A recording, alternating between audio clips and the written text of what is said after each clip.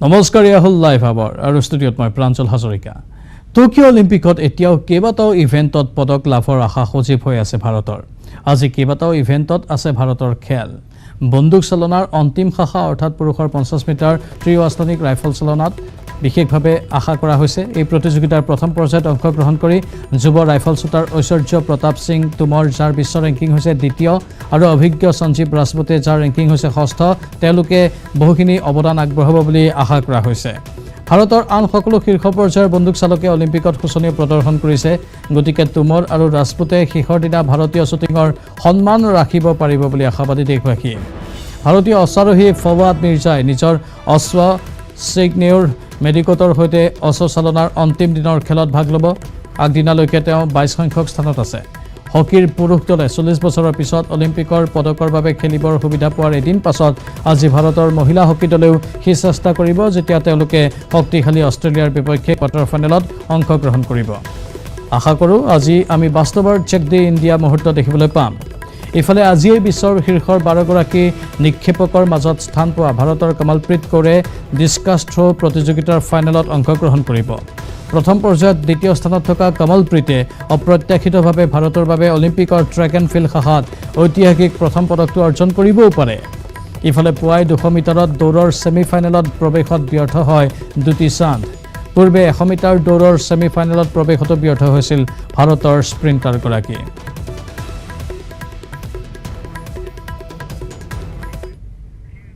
Tokyo' অলিম্পিকত চাটলাৰ PV সিন্ধুৰ ব্ৰঞ্জৰ পদক লাভ তৃতীয় স্থানৰ বাবে হোৱা খেলত 21-13 21-15 পোনপটীয়া ছেটত সিন্ধুৱে জয়লাভ কৰে সিন্ধুৱে পৰাস্ত কৰিলে চীনৰ প্ৰতিদ্বন্দ্বীক ক্ৰমাগত দ্বিতীয়বাৰৰ বাবে অলিম্পিকত পদক জয় সিন্ধুৰ ৰিঅ' অলিম্পিকত ৰূপৰ পদক লাভ কৰিছিল পিভি সিন্ধুৱে অলিম্পিকত দুটা পদক একেলেঠাৰিয়ে অৰ্জন কৰা প্ৰথমগৰাকী ভাৰতীয় মহিলা খেলুৱৈ পিভি সিন্ধুক অভিনন্দন জনালে ৰাষ্ট্ৰপতি ৰামনাথ কোবিন্দে অভিনন্দন জনালে অসমৰ মুখ্যমন্ত্ৰী হিমন্ত বিশ্ব শৰ্মাই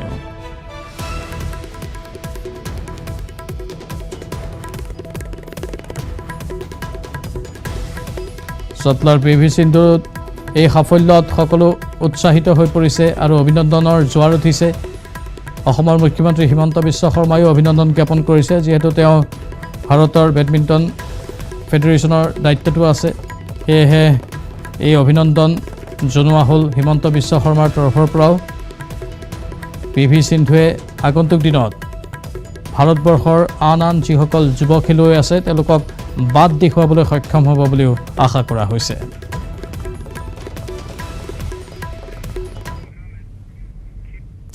অলিম্পিকত ব্ৰঞ্জৰ পদক অৰ্জনৰ পাছতে উৎফুল্লিত হৈ পৰিছে পিভি সিন্ধুৰ পিতৃ মাতৃ আৰু শুভাকাংক্ষী পৰস্পৰক মিঠাই খুৱাই তেওঁলোকে মনৰ আনন্দ প্ৰকাশ কৰিলে Any special tips that you gave her yesterday? Yes. Generally, I tell her that you are playing this and this, and I told her that in Delhi you have lost to her very narrowly after leading 2016, and again I watched the match and all. So that has really helped her to be more, cautious and to go ahead. Are you planning to fly to Delhi on 3rd of August to defeat Yeah, her? because I wanted to go. Before that, I need to take the blessings of my Lord. I'll go to Vijayawada, I'll have blessings, I'll take blessings and come. Any special request from Sindhu, what she wants to eat? I know she wants to eat an ice cream, probably a treat from the Prime Minister himself. But as parents, what are you No, it's a great, really thankful to our Prime Minister Modi ji, because, it's a great motivation to the child. When we spoke on Zoom, Sindhu, हम आपके साथ ice cream खाएंगे जब आप medal लेकर आओगे. ठीक है, गोल्ड मेडल सोचे हैं लेकिन नहीं मिली है. लेकिन मेडल ही होता है ओलंपिक में मेडल जीतना उतना आसान नहीं है तो बस इंतजार करेंगे Last question, sir. The coach also was the first time that he is associated with Sindhu. Do you think that this is a winning combination for the future as well? Yes, I am very confident. I am very happy with the training of the coach, and I only pray and request Bai that he should be continued for next year Olympics and Asian Games and Commonwealth. फिर 2 साल के बाद फिर Olympic. So अगर ये coach continue होगा सिंधु के साथ 2-3 good players also can be kept to दो लोग रहने से अच्छा होगा. 2 या 3 लड़की लोग सिंधु के साथ लगाने से ना सिंधु के साथ वो लोग भी थोड़ा पॉलिश होंगे और they can also come and participate and represent the country. What a day. Thank you so much for speaking to CNN News 18. That was PV Sindhu's father, PV Ramana. Proud parents, 1.3 billion hearts swelling with pride for Hyderabadi girl PV Sindhu, who has made history by becoming the first Indian woman to win 2 Olympic medals. With video journalist Venkatesh Swastikadas for CNN News 18 in Hyderabad. ইফালে হকিটো পদক জয়ৰ সম্ভাৱনা সজীৱ কৰি ৰাখিছে ভাৰতীয় দলে সেমিফাইনেলত প্ৰৱেশ কৰিছে ভাৰতীয় হকি দলে 3-1 গলৰ ব্যৱধানত পৰাস্ত কৰিলে গ্ৰেট ব্ৰিটেইনক 41 বছৰ পাছত অলিম্পিকৰ সেমিফাইনেলত প্ৰৱেশ কৰিছে ভাৰতীয় হকি দলটোৱে এটা সময় আছিল ভাৰতবৰ্ষৰ বাবে সোণালী সময় হকিৰ ক্ষেত্ৰত কাৰণ ধাৰাবাহিকভাৱে ভাৰতে অলিম্পিকত সোণৰ পদক অৰ্জন কৰিবলৈ সক্ষম হৈছিল কিন্তু মাজতে যেন কৰবাত ব্যাঘাত জন্মি গ'ল সেই সোণালী সময়খিনিৰ বহু বছৰ ধৰি পদক অৰ্জনৰ পৰা বিফল হৈছিল ভাৰতীয় হকি দল 41 বছৰৰ ব্যৱধানৰ পাছত অলিম্পিকৰ সেমিফাইনেলত অৱশেষত ভাৰতীয় হকি দলটোৱে প্ৰৱেশ কৰিছে এতিয়া হকিটো পদক জয়ৰ সম্ভাৱনা সজীৱ হৈ আছে সেমিফাইনেলত প্ৰৱেশ কৰিছে ভাৰতীয় দলে 3-1 গলৰ ব্যৱধানত পৰাস্ত কৰিলে গ্ৰেট ব্ৰিটেইনক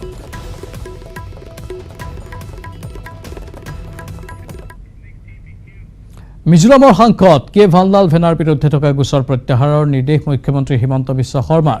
অসম আৰক্ষীক এই নিৰ্দেশ মুখ্যমন্ত্ৰী হিমন্ত বিশ্ব শৰ্মাৰ মিজোৰামৰ মুখ্যমন্ত্ৰী জোৰাম থাংগাই আলোচনাৰ জৰিয়তে সীমা বিবাদ নিষ্পত্তি কৰাৰ মত পোষণ কৰাৰ পিছতে এই নিৰ্দেশ হিমন্ত বিশ্ব শৰ্মাৰ টুইটাৰত মুখ্যমন্ত্ৰীয়ে কয় অসমে সদায় উত্তৰ পূবৰ একতাক লৈ দায়বদ্ধ আৰু আন্তঃৰাজ্যিক সীমাত শান্তি স্থাপনৰ বাবে আগ্ৰহী অৱশ্যে মিজোৰাম আৰক্ষীৰ বিৰুদ্ধে থকা গোচৰ প্ৰত্যাহাৰ কৰা নহব বুলিও স্পষ্ট কৰি দিয়ে মুখ্যমন্ত্ৰীগৰাকীয়ে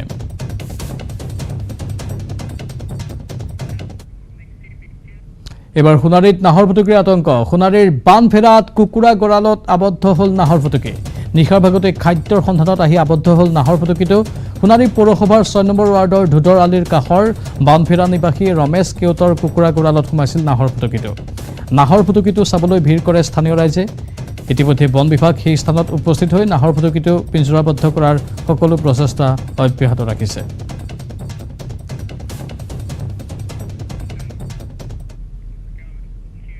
এতিয়া অসমত সুস্থিৰ হৈছে কৰোনা পৰিস্থিতি 784 জনলৈ হ্ৰাস পালে দৈনিক আক্ৰান্তৰ সংখ্যা ইয়াৰে কামৰূপ মহানগৰত আক্ৰান্ত 107 জন লোক একেদিনাই কৰোনাত মৃত্যু হৈছে অৱশ্যে 15 জনৰ 91,123 জনৰ কৰা হৈছিল কোভিড টেষ্ট 96.84% বৃদ্ধি পাইছে কৰোনাত আৰোগ্যৰ হাৰ অসমৰ খবৰ জনাইছো সুস্থিৰ হৈছে কৰোনা পৰিস্থিতি 784 জনলৈ হ্ৰাস পাইছে দৈনিক আক্ৰান্তৰ সংখ্যা ইয়াৰে কামৰূপ মহানগৰত আক্ৰান্ত 107 জন লোক ইফালে একেদিনাই কৰোনাত 15 জনৰ মৃত্যু হৈছে আনফালে 91,123 জনৰ কৰা হৈছিল কোভিড টেষ্ট এতিয়া 96.84% বৃদ্ধি পাইছে কৰোনাত আৰোগ্যৰ হাৰ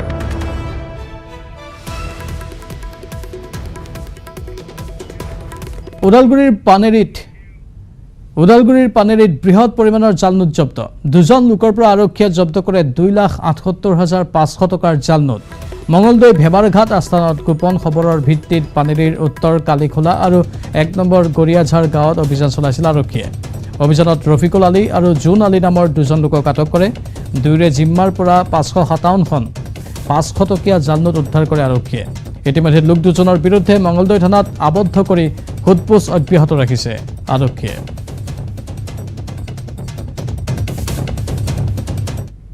আমি এটা গোপন খবৰ কম খেদি পেলাই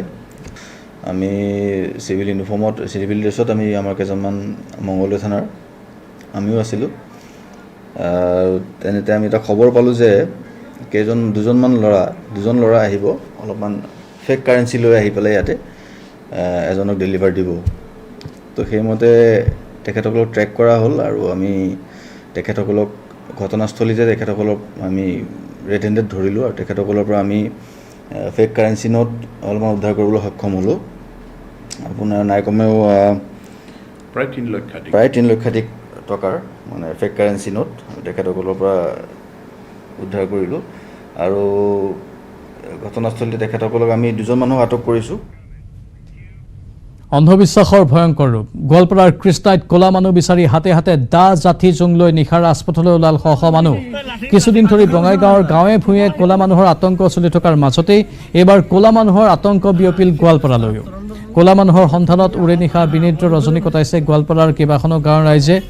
নিশা হ'লেই ক'লা মানুহৰ আতংকত আতংকিত হৈ পৰে ৰাইজ অৱশ্যে এই ক'লা মানুহক কোনেও দেখা নাই যদিও এক উৰা বাতৰিয়ে কম সময়ৰ ভিতৰতেই গাঁওসমূহত ভয়ংকৰ বিপদ কঢ়িয়াই আনিছে যাৰ বাবে ৰাইজক উৰা বাতৰিক বিশ্বাস নকৰিবলৈ দুধনৈ আৰক্ষীয়ে আহ্বান জনাইছে ৰাজহুৱা স্থানৰ লগতে গাঁৱে গাঁৱে সজাগতা সৃষ্টি কৰাৰ লগতে ৰাইজক সংযম হ'বলৈ আহ্বান জনাইছে দুধনৈ আৰক্ষীয়ে কিছুমান দুষ্ট চক্ৰ বুলিয়ে ক'ব লাগিব সিহঁতে মানে নিজৰ ব্যক্তিগত মুনাফাৰ কাৰণে ক'লা মানুহ বা ব্লেকমেন এনেকুৱা ধৰণৰ উৰা বাতৰি ওলাই এই ৰাইজৰ মাজত অকণমান আতংকৰ সৃষ্টি কৰিছে গতিকে ৰাইজক আমি সাৱধান কৰি দিছোঁ এটা এৱাৰনেছ কৰি দিছোঁ যাতে এনেকুৱা ধৰণৰ একো উৰা বাতৰিত ভুল নাযাব আৰু তেনেকুৱা ধৰণৰ কিবা যদি পায় ৰাইজসকলে তেতিয়া তেওঁলোকে মানে হাতত ৰাজ্যৰ অন্য প্ৰান্তৰ লগতে মহানগৰীৰ চন্দ্ৰপুৰৰ পাণবাৰী ঠাকুৰকুচি হাজংবৰী আদি অঞ্চলত সঘনাই আমচাং অভয়াৰণ্যৰ পৰা খাদ্যৰ সন্ধানত ওলাই অহা বন্যহস্তীৰ জাকে এফালৰ পৰা তহিলং কৰি গৈছে খেতি বাতিৰ লগতে মানুহৰ ঘৰ দুৱাৰ এই সমস্যাৰ পৰা পৰিত্ৰাণ পাবলৈ ৰাজ্যৰ বন বিভাগে সৌৰ শক্তিৰ জৰিয়তে প্ৰথম অৱস্থাত পাণবাৰী গাঁৱত পাহাৰৰ দাঁতিয়ে দাঁতিয়ে বিদ্যুৎ প্ৰবাহিত কৰাৰ বাবে এক আঁচনি ৰূপায়ণ কৰিছিল প্ৰায় এবছৰ আগতেই কিন্তু ৰাজ্যৰ বিয়াগুম বন বিভাগে কেৱল মাত্ৰ কেইটামান বিদ্যুতৰ খুঁটা আৰু তাৰৰ সংযোগ দিয়েই দায়িত্ব সামৰা বুলি স্থানীয় ৰাইজে গুৰুতৰ অভিযোগ উত্থাপন কৰিছে ফলত সম্প্ৰতি এই আঁচনি ভালুকৰ সাঙিত পৰিণত হোৱা বুলি অভিযোগ উত্থাপন কৰে স্থানীয় ৰাইজে লগতে স্থানীয় খেতিয়কসকলে অতি শীঘ্ৰে এই আঁচনিখন কাৰ্যক্ষম কৰি তুলিবলৈ মুখ্যমন্ত্ৰীক আহ্বান জনায় বছৰ আগতে আমাৰ কৃষকসকলক সকাহ দিয়াৰ বাবে বন বিভাগে আমচং অভয়াৰণ্যৰ হাতী নামি আহি যাতে কৃষকসকলৰ কৃষিভূমি অনিষ্ট কৰিব নোৱাৰে তাৰ কাৰণে সৌৰচালিত বিদ্যুৎ যোগানৰ ব্যৱস্থা কৰিছিলে এই বিদ্যুৎটো এনেধৰণৰ তেওঁলোকে টেকন'লজি কৰিছিলে যাতে এইবোৰ গমেই পাব যে ওলমা দিছে ইয়াৰ মাজেৰে হাতী গ'লে যাতে হাতীখিনি শ্বট লাগি পেলাই মানে কৃষিভূমিলৈ যাব নোৱাৰে হাতীখিনিয়ে আকৌ পাহাৰলৈ ঘূৰি যাব কিন্তু কথাটো হ'ল ইয়াত তেওঁলোকে এই তাঁৰ টনাৰ ব্যৱস্থাটো কৰিলে কিন্তু আজি তাৰিখলৈ এইটো মানে কাৰ্যক্ষম কৰা নাই যাৰ ফলত আমাৰ শ বিঘা মোৰ পিছফালে দেখিছে যে এই জংঘল হৈ থকা জেগাখিনি আচলতে কৃষিভূমি ইয়াত এতিয়াও আপুনি ওচৰলৈ চালে আগতে খেতি কৰাৰ কিছু চিন এতিয়াও পৰিলক্ষিত হ'ব এই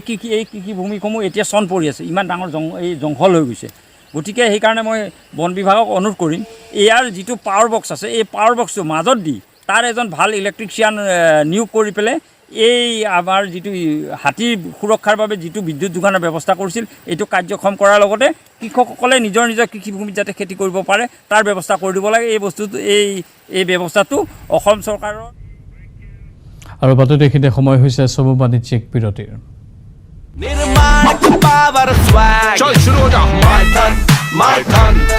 कर दे सब कुछ ऑन ट्रैक स्ट्रांग है माय टर्न फ्लेक्सिबल দক্ষিণ কামৰূপত ব্যৱসায়িক গুলিয়াই হত্যাৰ চেষ্টা দুৰ্বৃত্তৰ বিজয়নগৰত এখন দোকানত সংঘটিত হয় এই ঘটনা দেওবাৰে এখন পালচাৰ বাইকত অহা দুই দুৰ্বৃত্তই প্ৰৱেশ কৰে দোকানখনত প্ৰৱেশ কৰি দুৰ্বৃত্তই আক্ৰমণ কৰে দোকানখনৰ মালিক পৱন কুমাৰ আগৰৱালাক বহাৰ পৰা উঠাই আনি পিষ্টল দেখুৱাই গুলিওৱাৰ ভাবুকি দিয়ে কিন্তু পৱন কুমাৰ আগৰৱালাই আত্মৰক্ষাৰ চেষ্টা চলাই চিঞৰ বাখৰ কৰি পিষ্টলটো হাতেৰে খামুচি ধৰাত দুই দুৰ্বৃত্তই হেলমেটেৰেই আক্ৰমণ কৰিবলৈ ধৰে চিঞৰ বাখৰ শুনাৰ লগে লগে ওচৰৰ লোক আহি ভিৰ কৰাত মটৰ চাইকেলখন এৰি দুয়ো বিজয়নগৰৰ মাজমজিয়াৰ পৰাই মুহূৰ্তৰ ভিতৰতেই পলায়ন কৰে আহত পৱন কুমাৰ আগৰৱালাক চিকিৎসালয়ত ভৰ্তি কৰা হৈছে এই ঘটনা সন্দৰ্ভত আৰক্ষীয়ে তদন্ত অব্যাহত ৰাখিছে